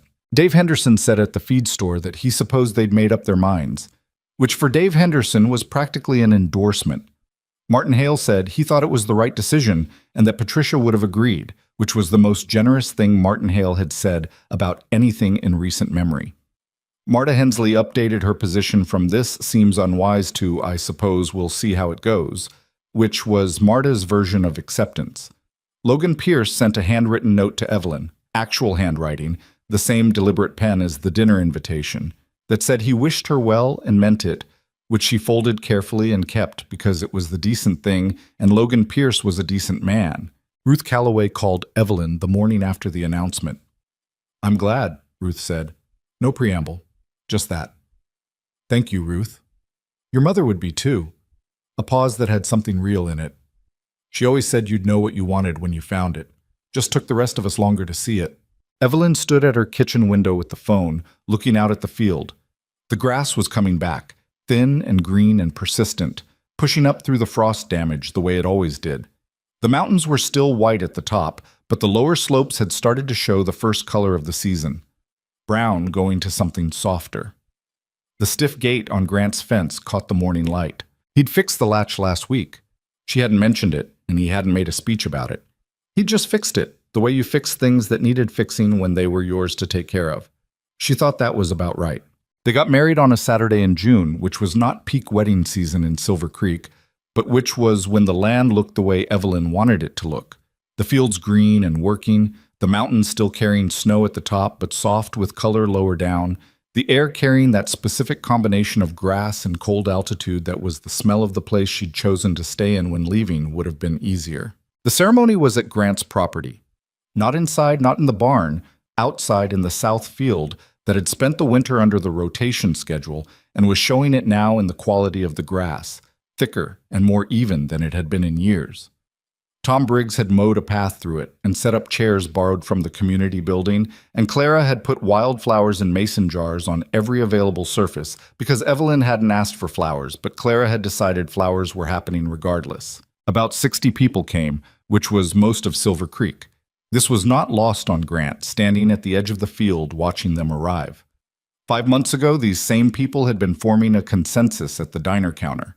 Now they were showing up with good clothes and dish contributions for the reception table, and most of them seemed to have quietly revised their position or were at least willing to be present for the thing they doubted. People were complicated that way. Grant had known that for 56 years and still found it worth noting. Dell came from Wyoming in his newer truck and wore a suit that fit better than expected and shook Grant's hand that morning with something in his grip that communicated what he probably wasn't going to say out loud. Ruth Calloway sat in the third row and held a handkerchief she didn't end up needing but had brought as preparation. Martin Hale came in his best hat. Even Logan Pierce came, which nobody had expected, and which said something about the kind of man he actually was.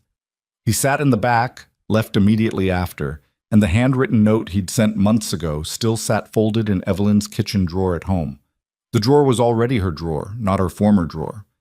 That shift had happened gradually, the way the real shifts did. Evelyn walked out from the barn where she'd been with Clara, wearing a dress the color of cream that Clara had helped her find in a shop in Crestville, and her hair was the way Grant had first noticed it at the Harvest Festival, down, not braided, and she was not the performative version of herself that weddings sometimes required people to be. She was just Evelyn, walking across her own land toward him with the same direct, unhurried stride she'd used crossing the field on Tuesday mornings for 3 years. He watched her come. He thought about the morning she'd brought the apple pie and said 20 years wouldn't be enough and walked away. He thought about standing on his back porch holding a pie he hadn't asked for, feeling the ground shift under something he hadn't wanted to name. He thought about the barn and the fence line in December, and her cold hand in his when he'd put it out and she'd laughed at him for shaking on it. He thought about how close he'd come to just staying afraid. She stopped in front of him and looked at his face. "You look like you're doing math," she said quietly, just for him. "I'm not." "Good. Stop thinking so hard. We're already here." They said what they needed to say in front of 60 people in a mountain range in the green south field. And when the officiant, a woman named Carol, who drove in from the county seat and did these things with the no-nonsense professionalism of someone who'd seen every version of human commitment, said the part about it being official, Grant kissed Evelyn once, and she put her hand against his jaw the same way she had on her porch steps in December, that night that now seemed both very recent and very long ago. The reception was in the barn, which had been swept within an inch of its life by Tom and Clara, and 2 of the Henderson kids who'd been recruited with the promise of payment. There was food on every surface. Someone had brought a fiddle. Del Holloway drank 2 glasses of whiskey and told 3 stories about Grant as a young man that were more embarrassing than Grant would have preferred, and Evelyn listened to all of them with visible delight and filed them for future use. Ruth found Evelyn near the food table at some point in the middle of the evening and held both her hands and said, "I wish your mother could see this." "I know," Evelyn said. "I've been thinking about that all day." "She'd have been stubborn about it at first. You know she would have." "Oh, completely. And then she'd have come around." Ruth's eyes were bright. "Probably faster than me, honestly. She was better at admitting when she was wrong." Evelyn squeezed her hands. "You did fine, Ruth." She meant it. The apology in March, the call in April, the handkerchief held ready in the 3rd row.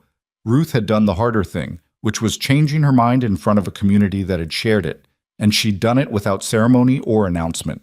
Just quietly updated her position and showed up. Evelyn thought that was worth something, maybe worth more than if Ruth had been right from the beginning. The night wound down the way good nights did. Gradually, people leaving in 1s and 2s, the fiddle going quiet, the food reduced to the ends of things. Tom and Clara stayed to help clean up because they were Tom and Clara.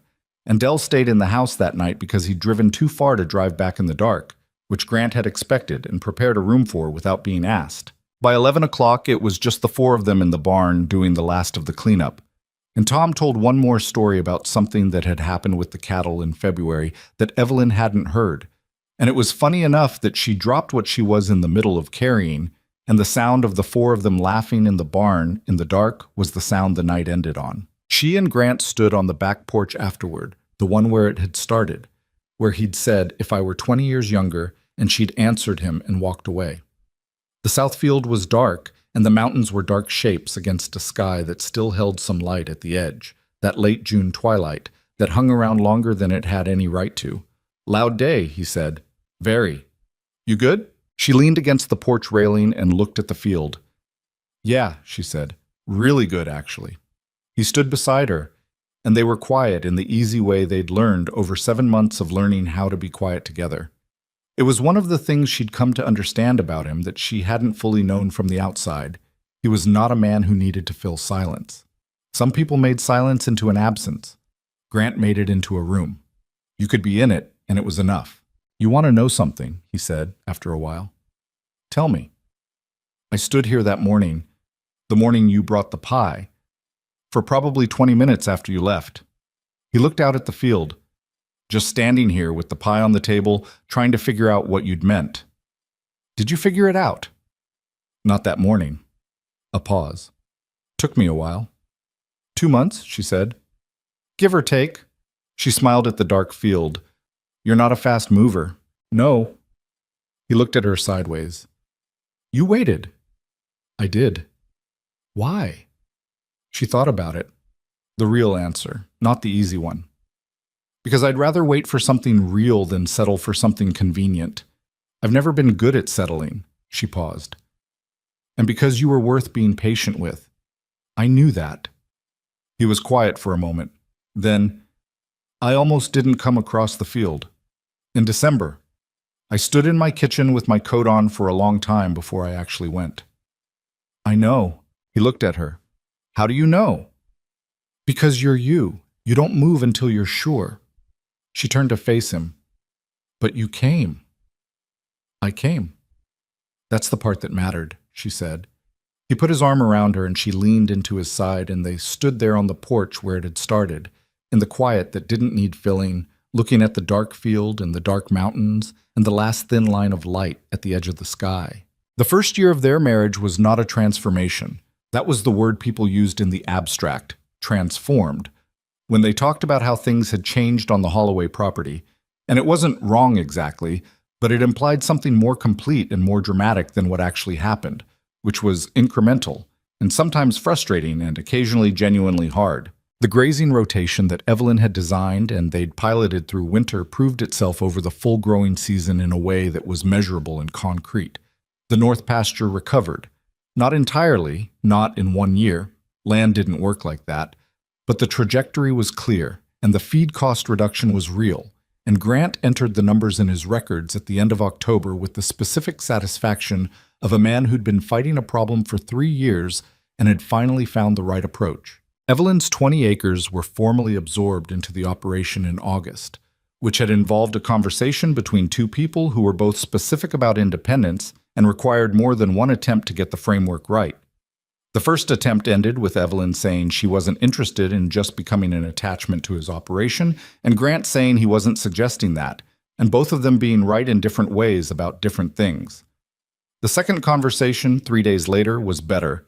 They sat down with the actual numbers and worked out something that was genuinely shared rather than Grant's operation plus Evelyn as a management addition. "It has to be both of ours," she said that second evening, "not yours with me helping." "That's what I want." Then the accounts need to reflect that. He'd had the accounts restructured by the end of the week. He did not make a speech about it. He just did it, the way he'd fixed the gate latch. She was learning to recognize that about him. The things he never said, but just did. The coffee that appeared at her elbow when she was deep in paperwork. The section of fence on her original 20 acres that he repaired one morning before she was up, saying nothing about it when she noticed, just nodding when she mentioned it like it was a given. The way he came home from town once with a particular soil amendment she'd mentioned needing in a conversation 3 weeks earlier that she'd assumed he'd forgotten. He never forgot things. He just expressed it differently than words.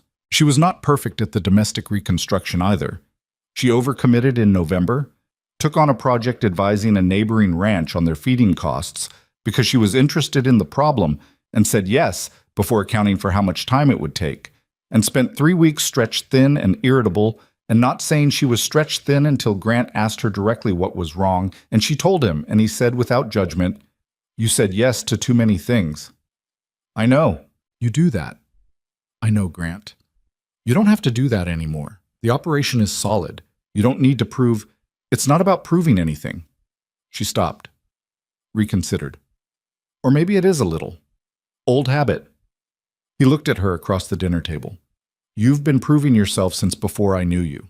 You proved it. It's done." She sat with that for a moment. It was the kind of thing she'd have liked to hear from a parent and hadn't, because her parents were gone, and it landed differently coming from the person who knew the current version of her, not as a history or a memory, but as the actual ongoing person. "Okay," she said. "I'll finish the project and not take on the next one." She finished it and didn't take on the next one. The news that there was going to be a baby reached Silver Creek in the particular way that Silver Creek received news. All at once, with strong and immediate responses. Ruth Calloway cried on the phone, which she would have denied if asked. Clara said she'd known for 2 weeks because of a particular look Evelyn had and had been waiting to be told, which Evelyn found both annoying and accurate. Dell called from Wyoming and said, with Wyoming brevity, "Well, that's good news." Tom Briggs said nothing to Grant directly, but showed up the following Saturday and fixed 3 things on the property that had been on the list and hadn't been prioritized, which was Tom's version of a gift. Marta Hensley updated her position at the diner counter from, "I suppose we'll see how it goes," to a silence that communicated she had run out of material objections. She was not the kind of woman who admitted error in words. Silence was what she had, and she deployed it. The baby arrived in the following spring. A boy, which Grant had privately expected, though he hadn't said so because he wasn't superstitious about most things, and was unreasonably superstitious about that one. He was born early on a Thursday morning, which was 2 days before he was supposed to arrive, and therefore characteristic of his mother, who had never in her life been exactly on schedule when she thought she had a better idea. Grant held him in the hospital in a town 40 minutes away and felt something he hadn't been prepared for, which was that he was 58 years old and holding a new person who was partly his, and the feeling did not have adequate language. He'd thought about this, had thought about it every time someone in Silver Creek had made the math argument about age, every time Dell had raised his eyebrow, every time he himself had stood in his kitchen building the case against his own happiness. He'd thought, what does it mean to be this age and start this? What it meant, he discovered, was exactly what it meant at any age, which was everything and terrifying and not something you could prepare for by running the numbers. He looked up from the boy and looked at Evelyn, who was in a hospital bed, looking like she'd been through something significant, which she had, and who was watching him hold their son with the same steady eyes she'd always had, the ones that read things accurately and didn't look away. "Hey," she said. "Hey." He looked back at the boy. "He's early." "By 2 days. That's not early. That's slightly impatient." He gets that from you. Probably. She held out her arms and he brought the boy back carefully, the way you moved anything that mattered. She settled him and looked down at him and then back up at Grant. You okay? He sat down in the chair beside the bed. He was 58 years old and he'd been up since 2 in the morning and he probably looked it. Yeah, he said. I'm good. You look like you're doing math again. I'm not. You always do that face when... Evelyn. He took her free hand. I'm not doing math. I'm just sitting here. She looked at him a moment, then she nodded, the small nod that meant she believed him. They named the boy James, which had been his father's name and which Evelyn had suggested, which had caused Grant to look at her across the breakfast table with an expression he couldn't entirely control before he said yes. James Holloway, born impatient on a Thursday morning, who from his first weeks demonstrated the double inheritance of his father's stubbornness and his mother's tendency to already know what he wanted before he had words for it. Silver Creek met the baby the way Silver Creek met everything, with full and immediate community engagement. Ruth Calloway came the first week with food enough for a month and held James for an hour and said very little that could be quoted but communicated everything. Claire and Tom brought practical things, the kind of gifts that showed they'd thought about what would actually be needed rather than what photographed well. Del came down from Wyoming again, the third time in a year, which was a frequency nobody had predicted, and held his nephew with careful, enormous hands and said to Grant privately that evening, "You did all right," which from Del, at 62, was something close to a speech. The apple tree at the edge of Grant's property put out fruit that autumn, the same as it always did. Better, actually. The rotation had improved the soil moisture retention across the whole property, and the tree, half dead and lopsided as it remained, seemed to have registered the change. Not enough to stop looking like a tree that had survived several things it shouldn't have. But the fruit was better. Evelyn picked some on a Tuesday morning out of habit, with James in a carrier on her chest because he didn't tolerate being set down without complaint, and came around to the back porch and found Grant there with his coffee the way he always was. He looked at the apples in her hand, and then at the boy in the carrier, and then at her face. "Pie?" he said, thinking about it. "Doesn't seem like thinking. Seems like you already decided." She shifted James slightly, the automatic adjustment of a person who'd been wearing a baby long enough to do it without thinking. "I've got about 30 minutes before he decides he's had enough of this. If you want to help, I'll help." They went inside and he made coffee because the one she'd had that morning was several hours ago and she was operating on interrupted sleep and stubbornness. And she started on the apples because the apples needed doing and the pie wasn't going to make itself. James fell asleep in the carrier about 20 minutes in, which was a small mercy and a temporary one. They worked in the kitchen in the easy way they'd learned, not perfectly, not without her redirecting him on the crust because he always did it too thick. Not without him pointing out that she was cutting the apples uneven, which she was, and which she corrected without comment because he was right. The small frictions that were just the texture of two people in a kitchen together, not problems, just life. At some point, the pie was in the oven, and the kitchen smelled the way it had smelled on that October morning almost 3 years ago, and they were both leaning against the counter with their coffee, not talking, just standing in the comfortable silence of the kitchen on a Tuesday morning. Grant looked at her. He thought about what he'd said that morning on this same porch. "If I were 20 years younger, I'd marry you myself." He'd meant it as a joke. He'd meant it as a door he was closing before he could be tempted by it. He'd said it, and she'd answered him and walked away across the field, and he'd stood there with the pie and felt certainty leave him for the first time in years. He was glad it had. "What are you thinking about?" she said. "The pie." A pause. "The first pie." She looked at him. "October. The apple pie. You woke up at 4 in the morning." "I always wake up at 4. Not to bake something you put that much into." She was quiet a moment.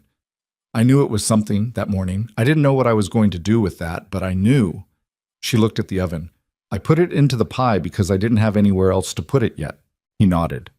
He understood that. He'd spent 2 months not having anywhere to put something and discovering that not having anywhere for it didn't make it go away. James made a small sound in the carrier, the preliminary sound before the sound that required action. Evelyn's hand went to him automatically, the way it always did. "He's going to wake up in about 4 minutes," she said. 4 minutes. Then we lose the kitchen, and I'm not getting that pie out without help. I'm here. She looked at him. The look she had. The one that read things directly. Yeah, she said. You are. It wasn't a profound statement. It was just the fact of it, stated plainly, which was how Evelyn operated. Grant was here. He had crossed the field. He had stopped letting fear make his decisions. He was 58 years old, and he was here in this kitchen on a Tuesday morning with his wife and his son and a pie in the oven made from fruit that a half-dead tree had stubbornly produced. And the word here was doing more work than most words ever got to do. James woke up on schedule, as promised, and required attention, and the pie came out slightly imperfect on one edge because the transfer to the counter was disrupted by a small person who had opinions about timing. Evelyn looked at the imperfect edge and said it didn't matter. It didn't. Outside, the mountains were where they'd always been. The south field was good. The gate on the fence swung easy. The apple tree stood at its edge of the property, looking like something that had no business still standing, and yet there it was, doing what it did, season after season, requiring nothing but its own particular willingness to keep going. Some things, Grant thought, watching Evelyn settle their son at the kitchen table with the unsentimental efficiency of a woman who had always known what she wanted and had simply waited for the rest of the world to get out of her way. Some things didn't need to be perfect to be exactly right. He picked up a dish towel. He did the dishes. The pie cooled on the counter, slightly imperfect and entirely good, filling the kitchen with the smell of apples and cinnamon and the ordinary, unremarkable fact of a life that had seemed impossible and wasn't. Outside, Silver Creek went about its business in the way that small towns did, with strong opinions and short memories and the slow, unsentimental tendency to update their judgments when the evidence required it. The Holloway operation was what it was, solid, well-run, the kind of going concern that the Valley produced once in a generation when the right people found each other and decided to build something instead of arguing about whether they should. Nobody said, "We were wrong." Nobody made a speech. They just showed up on Tuesdays now with a different understanding of what Tuesdays meant. And somewhere in the county land records, 2 properties that had sat side by side for decades were registered now under the same name, not because one had been absorbed into the other, but because 2 people had decided, carefully and imperfectly, and against the strong advice of most of the people they knew, that the fence line between them was a formality neither of them needed anymore.